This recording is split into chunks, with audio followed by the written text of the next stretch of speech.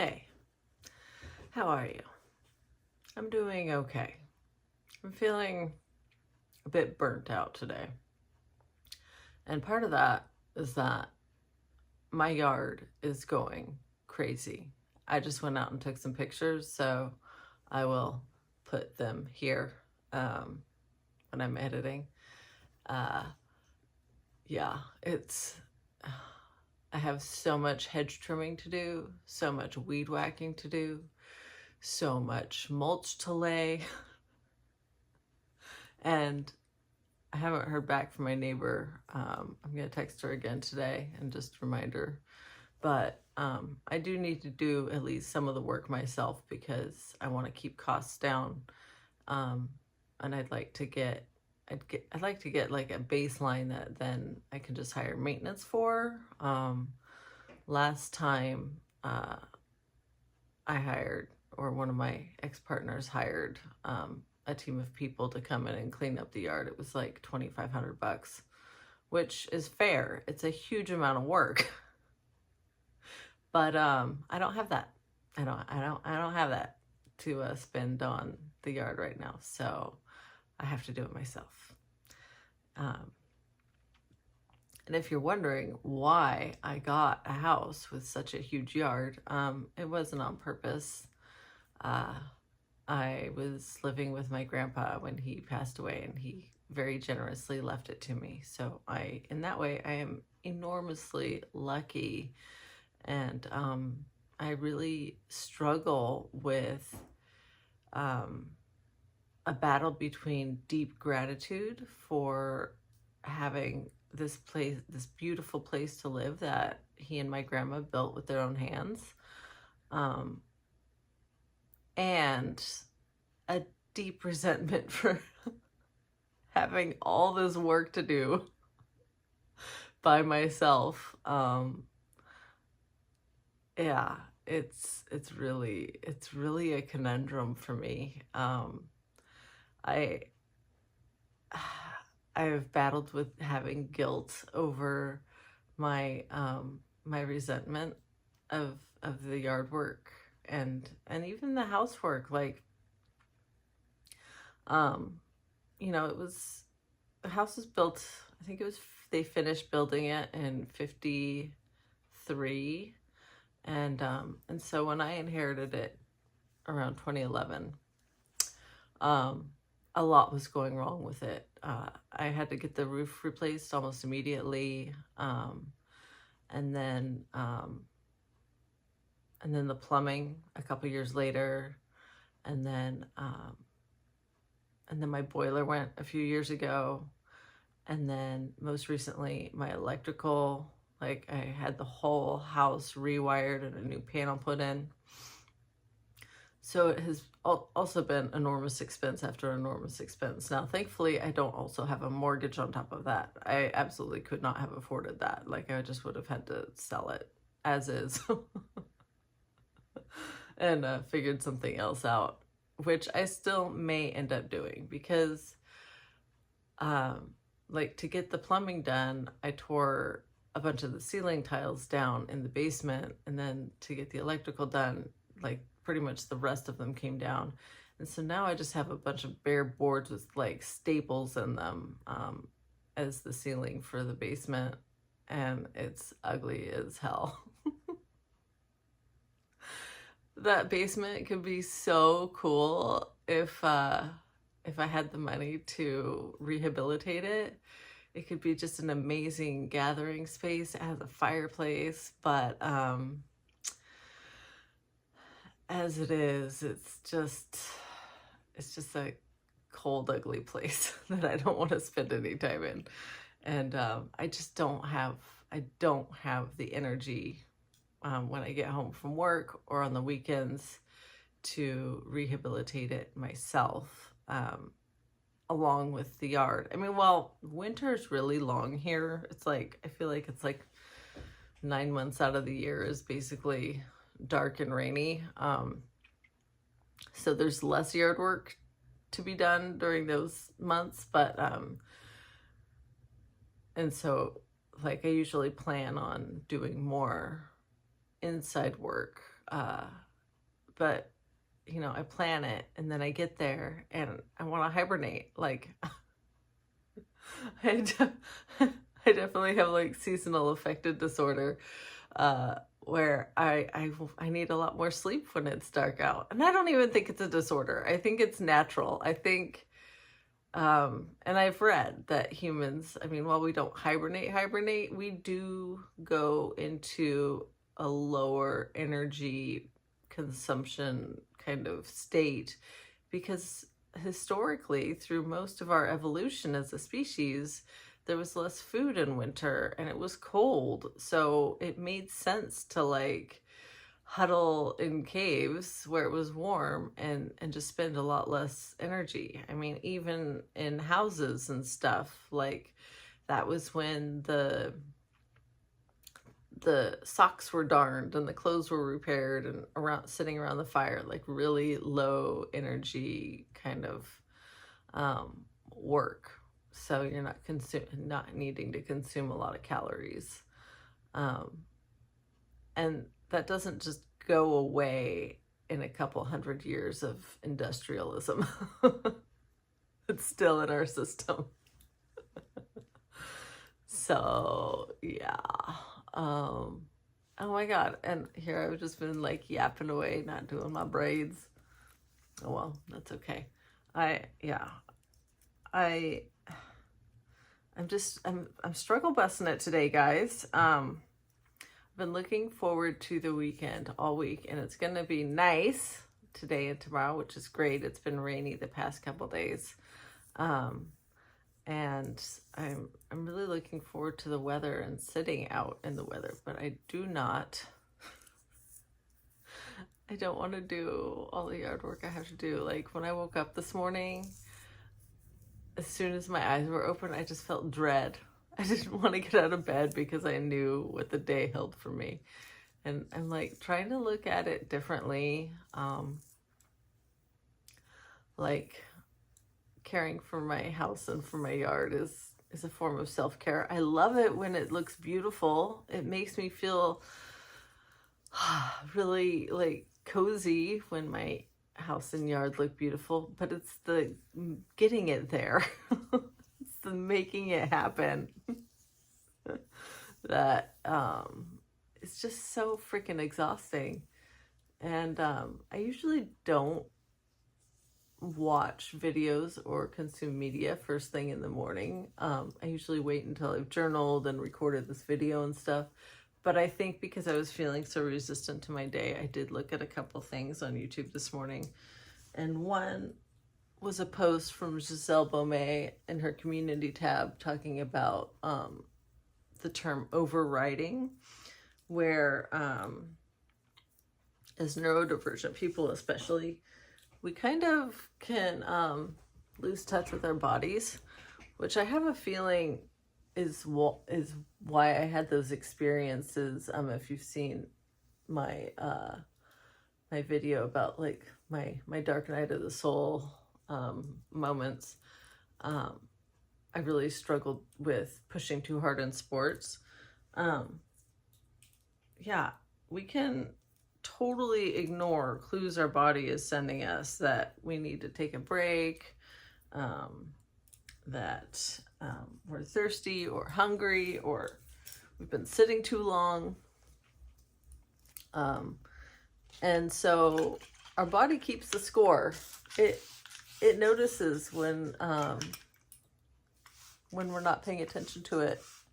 And so like then when we try to do those activities in the future, our body's like, nah, I don't think we actually want to do that because you're going to ignore me. You're going to ignore my needs again. So I'm not going to let you. How about, nah, let's not do that. So, it's a constant battle between my house, my yard, and things I want to do. One thing I am looking forward to doing today is recording my next batch of art videos for my art channel. I have been thinking about my next piece all week, and how I'm going to do it. And I'm really looking forward to it. I'm excited about it. And I wish I could just do that and not the yard bit.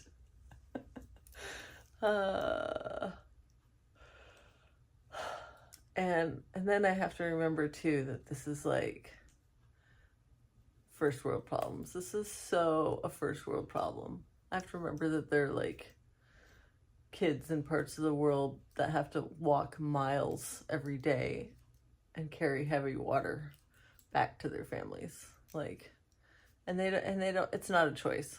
Like, they have to have water. And the water is miles away from where they live. So, I mean, all in all, my problems are not that big. And, yeah. But then that gets into the whole, like, guilt tripping myself thing. And that's not conducive to improving my motivation either. Do you guys struggle with this? Oh, God damn it. I made a gnarly knot in my hair. How did I do that? I don't know. Let's see. Can I get it out?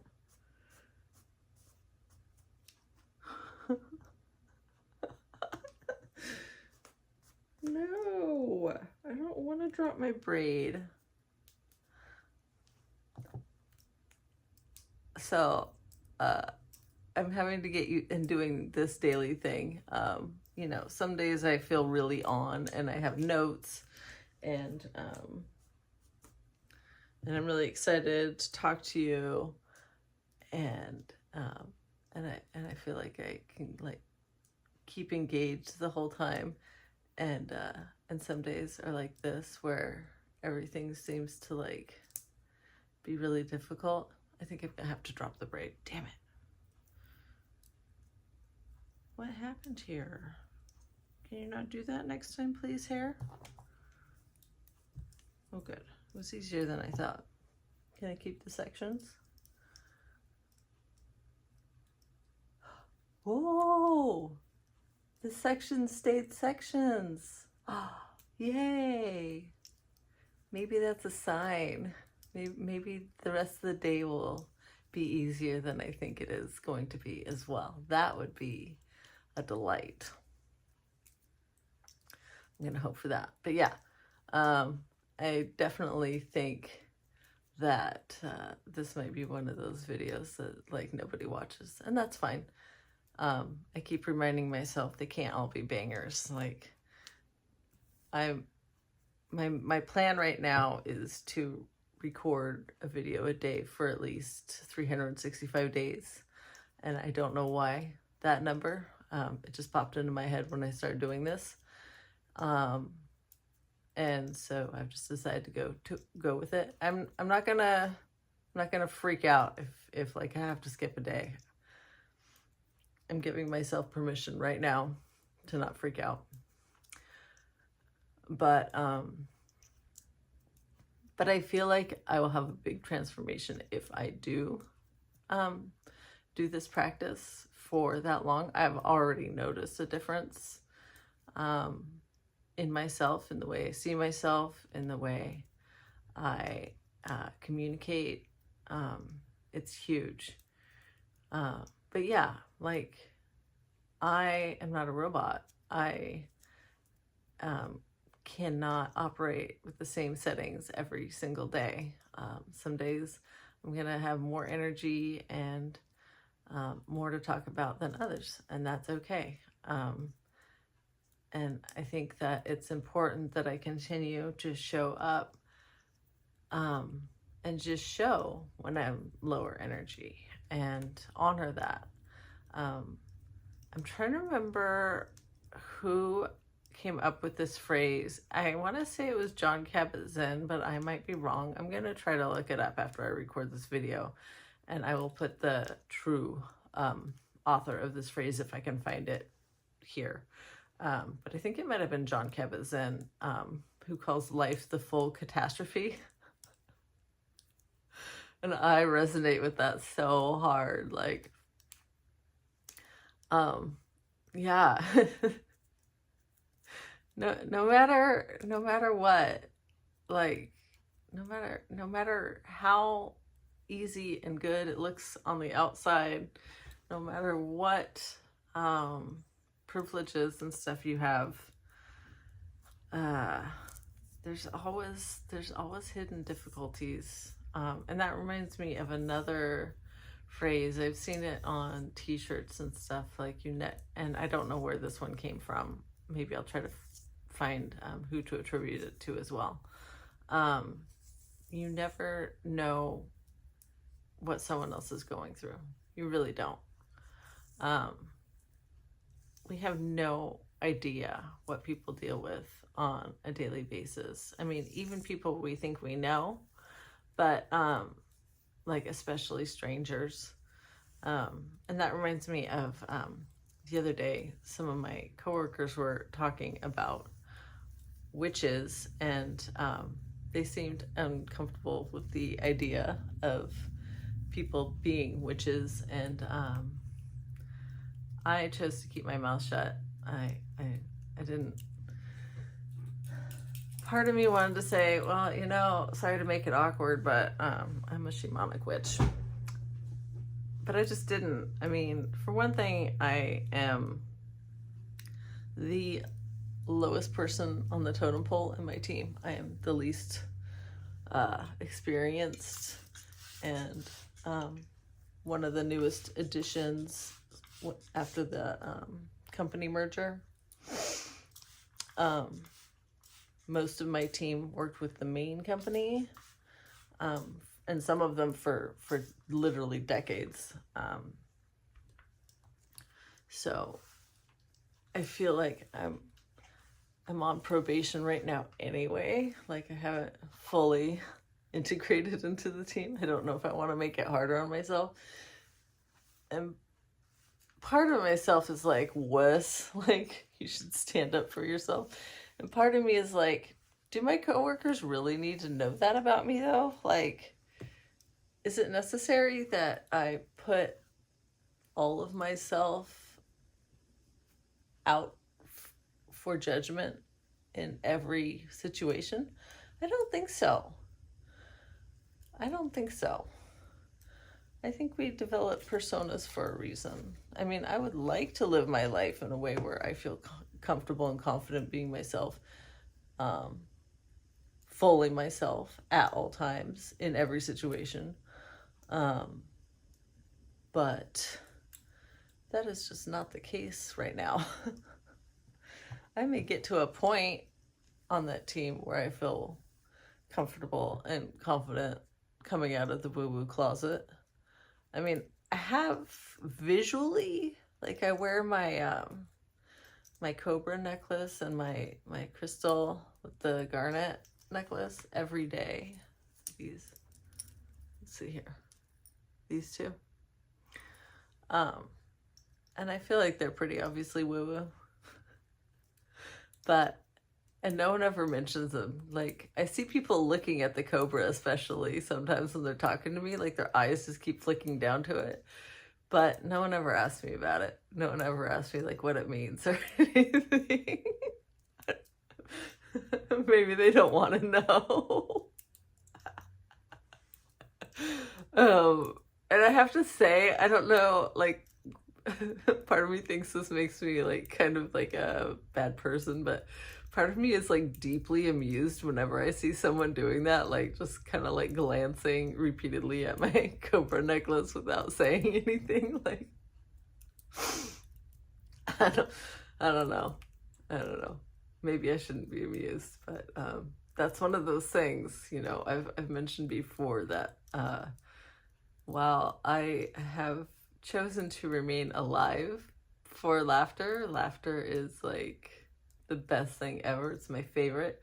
It also gets me into trouble because I laugh at things that a lot of people don't think are funny. And I think humans are funny, myself included. In our awkward discomfort. we're so cute, you know. We're so cute in in all the ways that we manage and mismanage ourselves. Yeah. All right. My braid is done. I don't know what I'm gonna do today, guys. I don't know if I'm actually gonna get myself out into the yard. I would like to, though. Well, I would like for it to be done. I don't want to do it, but I know I'll feel better once I get some traction on it. Every time I see it, it's one of those things like, God, I have to do that. I have to do that. I have to do that. So once I do it, I can stop having that like mental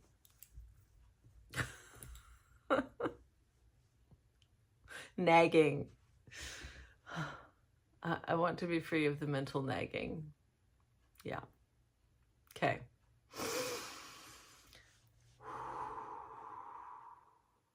Deep breaths, right? Deep breaths.